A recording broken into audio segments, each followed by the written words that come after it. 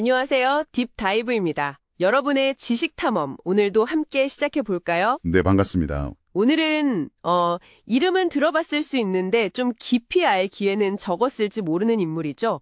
동농 이해조, 그리고 최근에 그의 전집이 나왔다는 소식을 여러분이 보내주셨어요. 네, 맞습니다. 포천 출신의 소설가이자 또 교육자였던 이해조 선생, 1869년에 태어나셔서 1927년에 돌아가셨는데 그의 문학적 유산을 집대성한 이해조 문학전집 전 12권이 작년 11월에 발간됐죠. 와, 12권이요? 정말 방대한 양이네요. 그렇죠.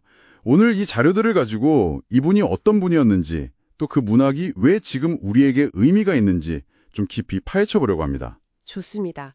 그럼 바로 들어가 보죠. 이해조, 그러니까 구한말에서 일제강점기 초반 정말 격동의 시대를 사셨던 분이잖아요. 네, 포천 신북면 신평리 출신이시고 단순한 소설가를 넘어서 그 시대의 지식인이자 교육자로서의 역할도 하셨어요. 특히 그 애국 계몽기라고 하죠. 네. 나라의 힘을 키우기 위해 문학과 교육을 강조했던 시기, 그때 활동이 두드러졌던 것 같아요. 맞습니다. 붓으로 시대의 고민 또 희망을 담아내려고 노력하셨죠. 이번 전집만 봐도 무려 37편의 작품이 실려 있어요. 37편이요? 12권에? 네. 2006년에 설립된 동농 이해조 기념사업회 그리고 이병찬 대진대 명예교수님이 정말 10년 넘게 공을 들인 결과물입니다. 와, 10년. 정말 대단한 작업이었겠네요. 그 노력 덕분에 우리가 지금 이렇게 그의 문학세계 전체를 볼 수 있게 된 거군요. 그렇죠. 단순 복간이 아니라 그의 문학을 제대로 복원하려는 의지가 담긴 작업이라고 봐야 합니다. 당시에 이분 소설이 그렇게 인기가 많았다면서요. 특히 제국신문 같은 데 연재할 때 여성 독자들 반응이 뜨거웠다고요? 아, 그게 아주 중요한 지점인데요. 그냥 재미만 추구한 게 아니었어요.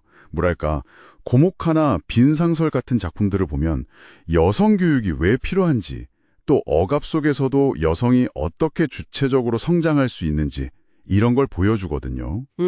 당시로서는 굉장히 파격적인 내용 아니었을까요? 그렇죠. 신문이라는 대중매체를 통해서 여성들의 의식을 깨우려고 했던 거죠. 예를 들어 자유종이라는 대표작이 있는데 여기선 아예 여성 인물들이 토론에 이끌면서 애국 사상을 이야기해요. 토론 형식으로요? 딱딱하지 않게 잘 풀어냈겠네요. 네, 맞아요. 그게 이해조 문학의 특징 중 하나입니다. 대중에게 다가가기 쉬운 방식으로 메시지를 전달했다는 거. 그의 활동이 전통과 근대를 잇는 역할도 했다는 점도 흥미로워요. 네, 1910년 이후 그러니까 나라를 빼앗긴 뒤에는 매일신보 기자로 활동하면서도 계속 소설을 쓰셨고요. 동시에 판소리 사설, 춘향전이나 심청전 같은 우리 고유의 이야기를 신문에 맞게 고쳐서 연재하기도 했어요. 아, 판소리를 신문에. 그건 왜 그랬을까요? 그 시대가 워낙 암울했잖아요. 그런 상황 속에서 문학을 통해 우리 민족 문화, 우리 이야기를 지키고 사람들의 마음속에 어떤 민족혼 같은 걸 일깨우려 했던 거죠. 일종의 문화적 저항이었달까요? 문학으로 민족 문화를 지키려 했다.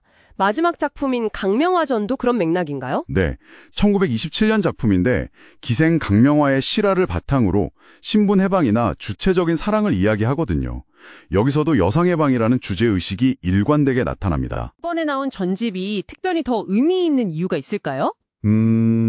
여러 가지가 있겠지만 가장 큰 특징 중 하나는 초간본을 기준으로 삼았다는 거예요. 작품이 처음 발표됐을 때의 형태를 최대한 살렸다는 거죠. 초간본 기준이요? 그게 왜 중요하죠? 그러니까 당시 어휘나 표기법을 그대로 볼 수 있잖아요. 이걸 통해 100여 년 전 언어, 그 시대 사람들의 삶의 모습을 좀 더 생생하게 느낄 수 있게 해주는 거죠. 아, 마치 타임캡슐을 여는 느낌이겠네요. 비슷하죠. 편찬을 주도하신 이병찬 교수님 말씀도 이 전집이 이해조 문학의 전체 모습을 보여주는 동시에 우리 근대 문학의 기원을 다시 살필 귀중한 기회가 될 거라고 하셨어요. 우리말과 문학 형성에 중요한 토대를 마련했다는 평가도 있고요. 문화평론가 김진우 씨도 비슷한 이야기를 했죠. 이해조를 빼고 한국 근대 문학을 이야기하기 어렵다. 시대를 앞서갔고 여전히 배울 점이 많다고요. 정확합니다. 이해조는 단순히 글만 쓴 게 아니라 출판, 언론, 교육, 정말 다양한 분야에서 활동하면서 근대적인 사고를 전파하려 했던 인물이에요.